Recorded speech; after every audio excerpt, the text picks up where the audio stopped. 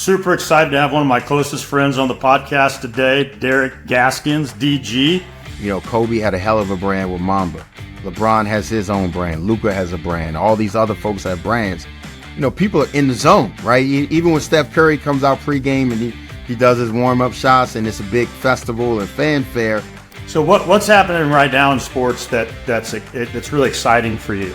Caitlin Clark and women's basketball and the attention and eyeballs that is now being garnered and given there.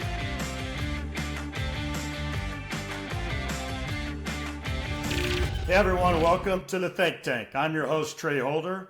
Super excited to have one of my closest friends on the podcast today, Derek Gaskins, DG. Derek has a really incredible background. Derek, I guess we met, maybe over a decade ago through our boy Ian O'Donnell and all kinds of Retail Tomorrow and stuff happening in the retail space. But Derek comes to us, started off at Procter & Gamble, so has that real brand background. Went off to Giant Eagle, where you created a whole new platform or format from them in the convenience channel. And then took off to NACS, which most of our consumers may not know, or our audience may not know who that is, but that's the National Association of Convenience Stores. Hard to say there. But you're the CMO of that, which means you're dealing with major retail operators and brands at the highest level on a daily basis. And then I think they tapped you to go to Rutter's convenience store in the Northeast, where Rutter's was awarded the Convenience Store of the Year under your leadership, which is an incredible compliment, especially the size of the chain. I always thought that was pretty amazing what you did there. And most recently, have been off at Yesway and Allsups, helping grow that convenience chain. I think it's more than doubled since you've gotten there. I'm sure you have a big team there, but I know you, and I know you had a big part of that. So it's always awesome to talk to you about this kind of stuff. No, thank you, Trey, so much. Appreciate the warm welcome. And yeah, I mean, clearly, Yesway, time flies when you're having fun. Been here for almost 6 years now, which is crazy. And it's not just doubled, it's actually more than 10x from when I joined. We're up to about 440 stores. And when I came in, we just had a couple dozen. So it's really been a wild ride and a great experience. That's a lot more than double, man. I'm glad you corrected me on that one, man. 10x is amazing, and for people that don't know, to do that in retail, I mean, that is a very, very difficult thing to do. So very excited. I know you're down in Texas all the time now, and I never get to see you when you're in Texas. We got to figure out some time to triangulate. We got to make that happen. In the Metroplex, man. There's plenty for us to do there. So, well, hey, this is a sports cast, so let's jump into that side of it. Let's talk about your teams. Who are your teams? Who are your squads? Man. Well, first and foremost, I'm a Washingtonian, so you got to be loyal to the hometown. Been a lot of pain, except for the Washington Nationals, and I would say the Capitals also back in 2018. But Redskins, Commanders is, my first love. Wizards, of course, anything affiliated, even growing up, had a little bit of love for the Orioles before the Nationals came back home. College-wise would have been the same way, huge Georgetown fan and what John Thompson built and was doing, and, growing up in the 80s and 90s and seeing that program and University of Maryland and Virginia, everything in the D.C., Maryland, and Virginia market. Went to college, though, in the Big Ten, University of Iowa. So allegiances college-wise start and stop with the Hawkeyes, and went to graduate school at Northwestern. So another Big Ten, have some love for the Wildcats there. My daughter, she broke the mold, and she's a Buckeye, so have had to open a little bit of space in the heart for her Buckeyes. But keeping it Big Ten-centric. And then like you, Trey, now with all my working and being in all these regions, I'll tell you I'm not a Boston fan, although I do spend time there. But getting a little bit of love. I actually celebrated and was happy to see the Rangers win the World Series this past year. Love my Nats, so I'm not a fan of the Rangers, but acknowledge them. I'll tell you who I'm not a fan of. That's the Cowgirls. How's that? Oh, come on, man. Come on. You know what? It's hard. I'm a Cowboys fan, and it's pretty tough. It's been a tough run. It's been a couple I'm decades. Redskins and I'm Commanders, so I feel your pain. Yeah.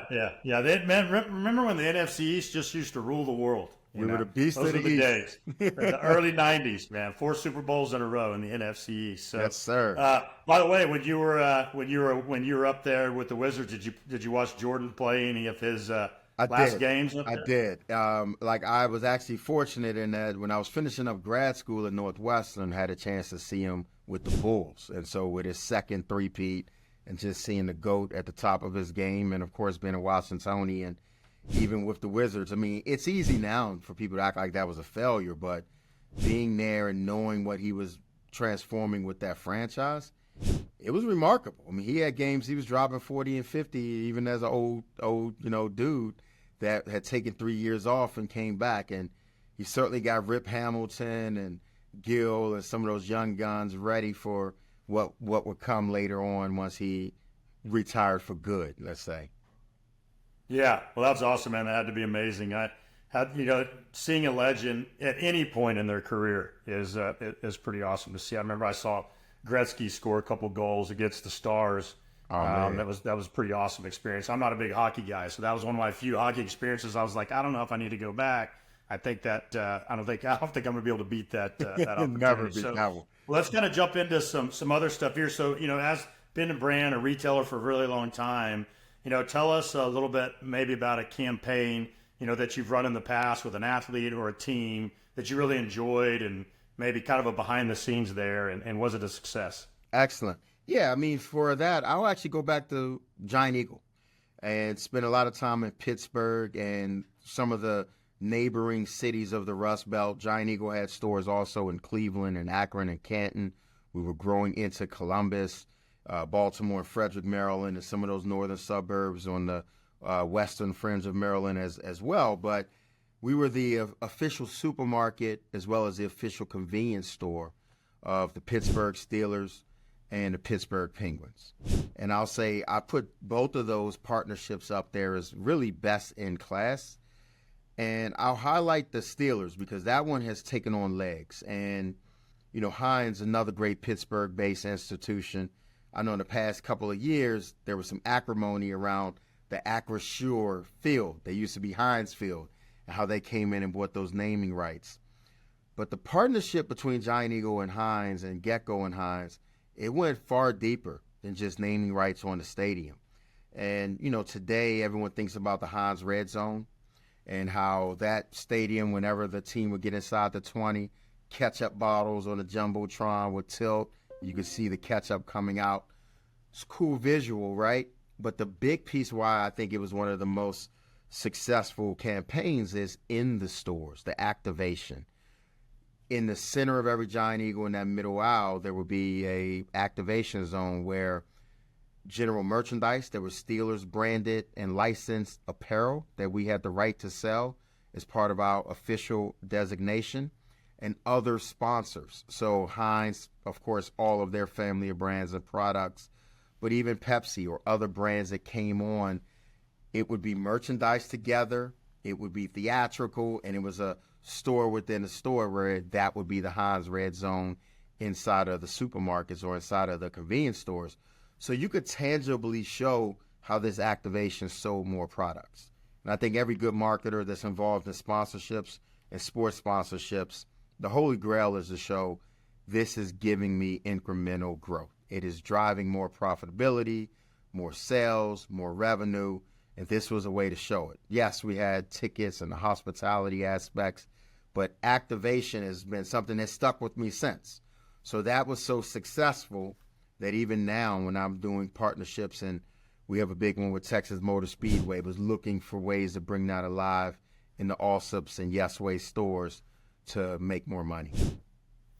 Totally makes sense. You got to build the basket, right? I mean, that's the goal of the retailer, and the goal of the brands is to, drive revenue and satisfy that retailer so they get more space, in those stores. And, one of the things I always find interesting for retailers and brands, and especially in specific communities, is those teams are the teams of the community. And so those retailers that really embrace those teams, they seem to excel.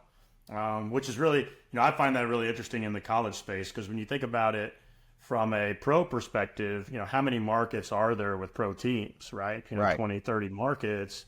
And, but how many how many markets have college teams, Thousands, right? right? And so, being able to be a retailer or a brand and working with specific college athletes around Fayetteville, Arkansas, right? Norman, Oklahoma. Can't even believe I'm saying my rivals. I know. So I was like, wait a minute. That's that. Just kid. Go to Austin. Longhorns. Anyway.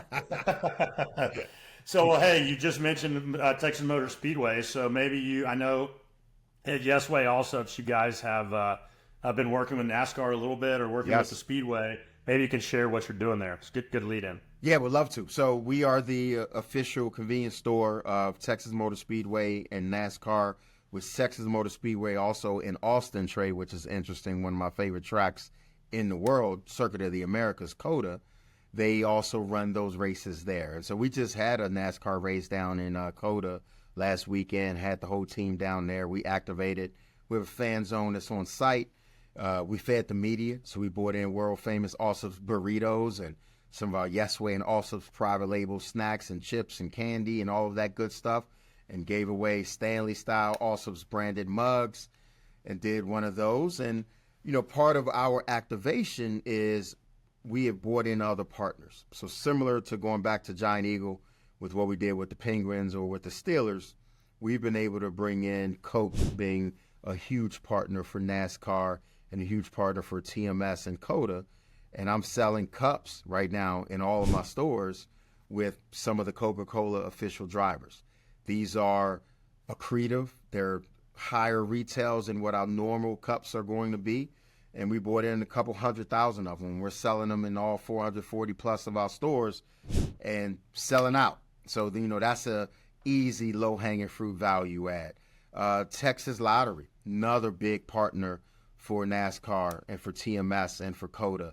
And we have a special scratch and win ticket that we sell only in our stores that's NASCAR and race inspired and race themed.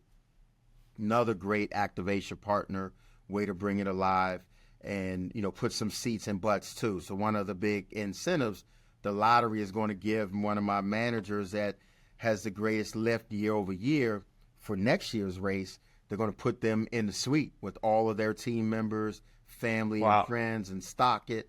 And those are things that some of us who've worked in marketing or merchandising, and you may have an opportunity to do that with your partners, you become a little spoiled. But you got to understand, for a manager or a associate running the register in the stores, to get those types of opportunities, it's a really big deal.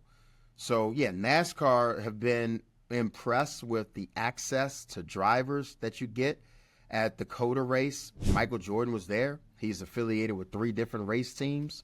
We've worked with Monster Energy Company, who's one of our, best supplier partners.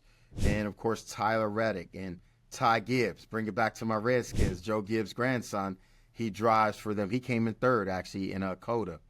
So really looking to bring that alive. And then Denny Hamlin, who's Michael Jordan's partner on the 2311 Racing. Of course, he just won the race last week in Richmond. And, the week prior, spent some time with him, meeting with he and his team. And I think I'm always shocked at the access, because other sports, people are in the zone, right? Even when Steph Curry comes out pregame and he does his warm-up shots and it's a big festival and fanfare, when he's about to tip off, fans are nowhere near him. Like, he's focused. Whereas these guys, Ryan Blaney was literally about to get into the car. He sees me and D, Allsup's, what's up? And like, we have a quick sidebar and a quick dialogue, and they're used to that. And then they can compartmentalize and go from that to literally driving at 200 miles an hour and trying to win a race.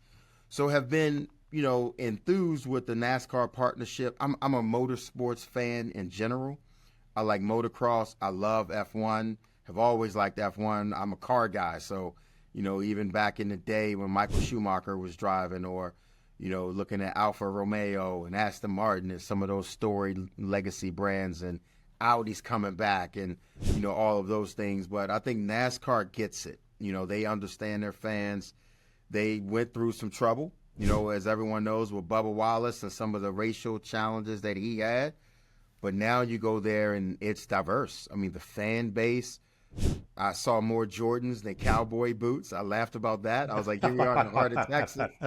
Everyone in the pit is wearing Jordans. It's just part of the culture. It's almost like where the NBA was back in the 90s, and you just see this energy that's new there. So I was very proud to be affiliated with Texas Motor Speedway and Circuit of the Americas. Well, that's really cool, man. Well, maybe we need to do a Brand Innovators event around a NASCAR event. We haven't done that yet. We do F1 events. So, yes, that would be awesome. Hopefully I'm sure I'll see you there. One of my favorite parts about hanging out with you is I feel like I could be at any sports event in the world and text you. And you're like, yeah, I'm right around the corner, man. Let's go hang out. So you definitely get to have a lot of fun, man. I love that. Your job. I know it's a lot of hard work, too. Tell me a little bit about maybe not a commercial you were directly affiliated or maybe you have been, but what's your favorite commercial? Yep. Maybe of all time. Maybe you can give me one or two of those examples. Yeah, man. So the first one, as a great marketer, and I actually talked about Coca-Cola. I feel like I'm giving them a little too much love. The Steelers as well. That's my wife's team. That's my second favorite team. Let's say if I could get an AFC team. But the Mean Joe Green campaign, right, and how Coke used that to connect with the generation in the 70s and played off of his persona. Trey, things become local, right? I even look at UNT in Denton, University of North Texas, how they're now the Mean Greens and named after him. And we just opened one of our Allsup's Express stores right on that campus.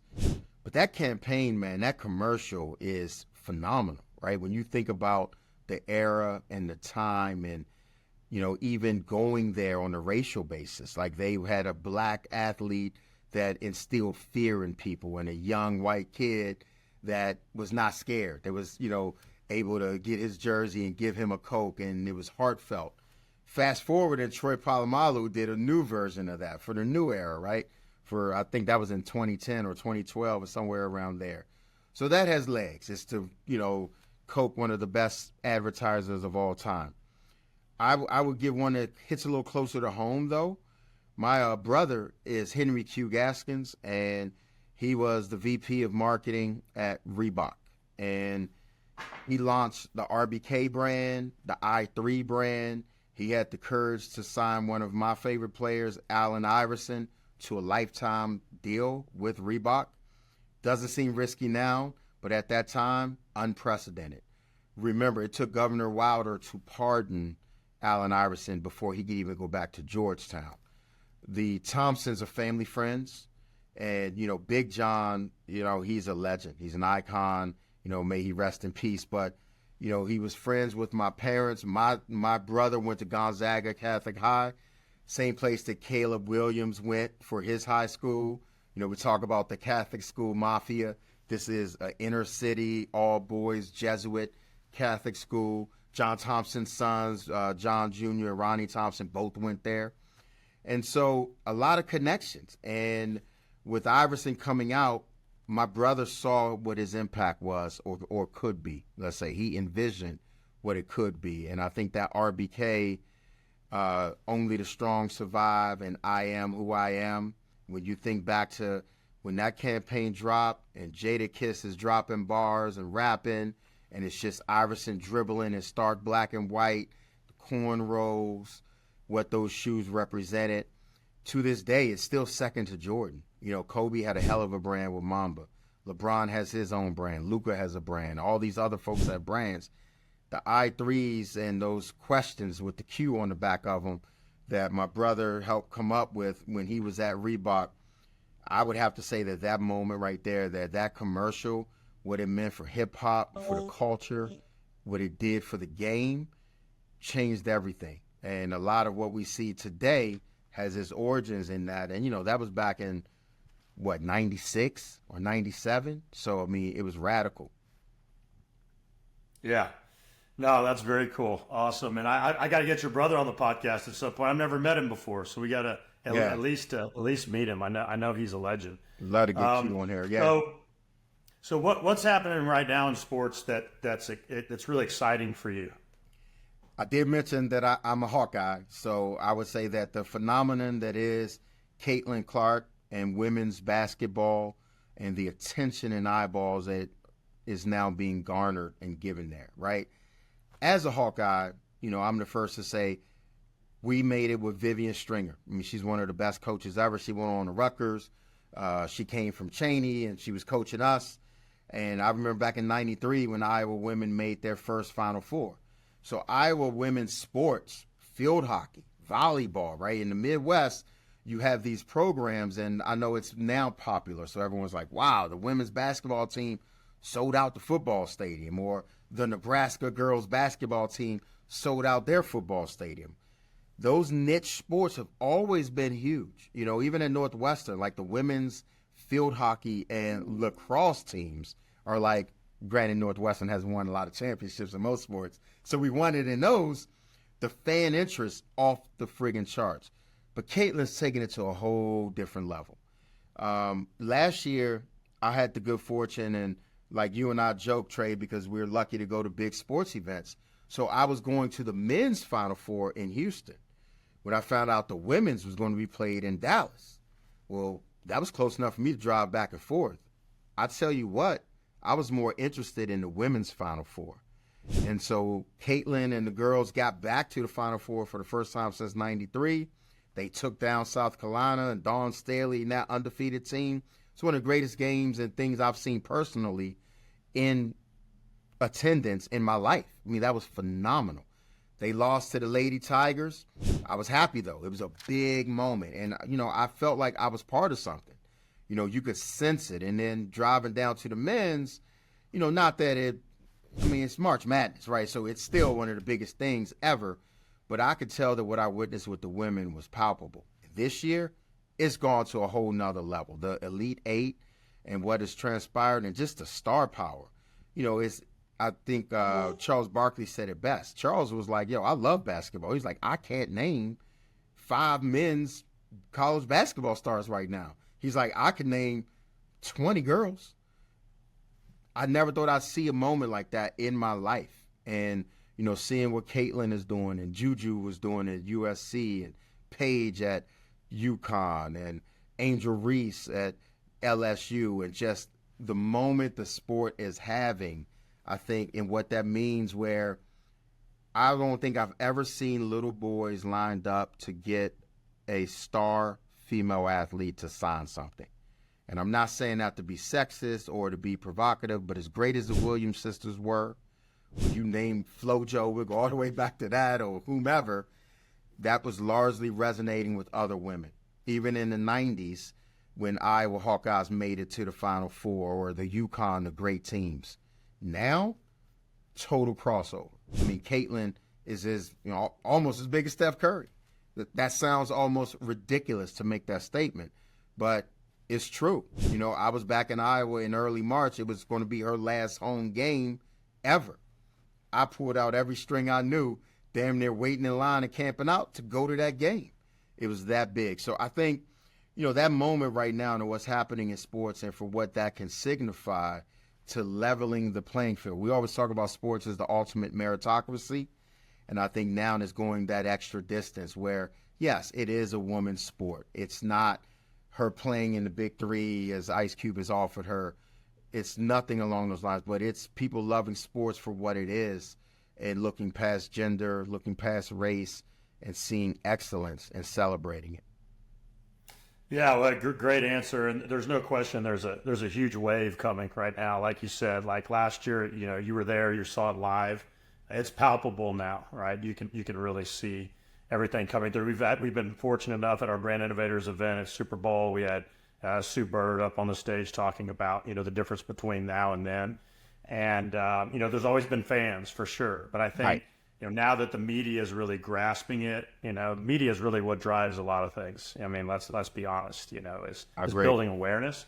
And, I think if you went to anybody and asked them to name 4 of the male athletes, just your average fan that are playing in the tournament, they probably couldn't do it. And they could probably do at least 4 to 6 of the women. So no offense to the men at all, but it's just different, right? And I think the meritocracy comment, is makes a lot of sense. So, NIL is a big thing right now. You and I have talked about that. I know you have a son who's a track star. out there, which is he's breaking records, which is pretty awesome. I know you share that on LinkedIn and some other social media, and you and I have talked about it before. So if you're talking to him or you're talking to any young athlete, really what they're doing is they're building their own brand, right? There you go. And your entire career has been about building brands. And what counsel or what advice would you give to these athletes? Awesome question, Trey. And I think, building your brand would be the key. And it is the way that I've raised him, the way that, other athletes in the family. Byron Brown is my nephew. He's down at the University of South Florida. He's killing it. He's the quarterback there. Went down there, self-made, fourth string, earned a place. And through hard work was starting at the end of his freshman year. And if you guys watched football last year, you saw he had Alabama on the ropes against South Florida. He did. My in-laws are all Alabama, so I got to be honest with you, I was really enjoying it a little extra. Yeah, so he's number 17. Although I felt like it would have diluted that Texas win the week before. But I agree with but you. it was fun to watch. No, but the thing that I tell my son, Derek Gaskins, right? And he's an old soul and very wise, is you are building your brand, and you have to think as a steward and a brand manager for what is in the best interest of you. And it's how your actions are bigger than just you and yourself, how they can impact the team and your brand. And so I think one of the things that has been challenging for brands, Trey, and speaking as a marketer, one of the rules that I always had was I didn't like to sponsor individuals. Some brands can get away with that. Apparel, athletics, shoes. You can say be like Mike and be the next Michael Jordan, or like my brother, taking that chance with Iverson and standing up that. But I've always thought of it as, hey, it's better to sponsor the whole team. And so when NIL first came out, I was looking for opportunities to get involved with some of the under-nurtured and under-marketed sports. But I think that's changing. I think people are now saying, there are some personalities that can resonate and connect well with my audience or with my consumer that represent my brand, and I'm willing to align my brand with the individual. So I think the advice that we have to give young people is just that. Understand that it can change on a whim. That, even when you look beyond sports, look at someone like, what's happening with Puff Daddy right now, right? He went from someone that was a brand, he had Sean Johns and he had, all of his stuff that he was involved in with Jay-Z or on his own. That is now gone. Brands won't touch him with a 100-foot pole. So I think that focus on the decisions and the choices and the lifestyle that you lead as an individual, it's never been more pressure-filled than now. And while it's name, image, and likeness and the opportunities are endless, the risks have also amplified. Thank God back in our day we didn't have things like social media to catch you at your worst moment. For sure. To catch you when you're making an error. So I think those are the things that we owe it to our young kids and our young athletes to make sure that they understand you're always on, even when you're not. Even when you're having your worst day, brands will judge you by that and how you behave. Yeah. If you're frustrated in the huddle, people see that. That can cost you draft positioning. It can cost you an endorsement deal.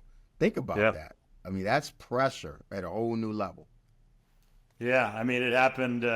Think about when Cam Newton lost the Super Bowl, right? And then the attitude of load impacted him, and I think he's done a tremendous job rebuilding his brand. Yes, it's just amazing, what happened there. And then unfortunately, he was kind of hurt and didn't get to go win the hearts and minds again, of the fans. But it's an old saying, and we know it in business. I think it's a good proverb for life. It takes 100 years to build a reputation. It takes 1 second to lose it.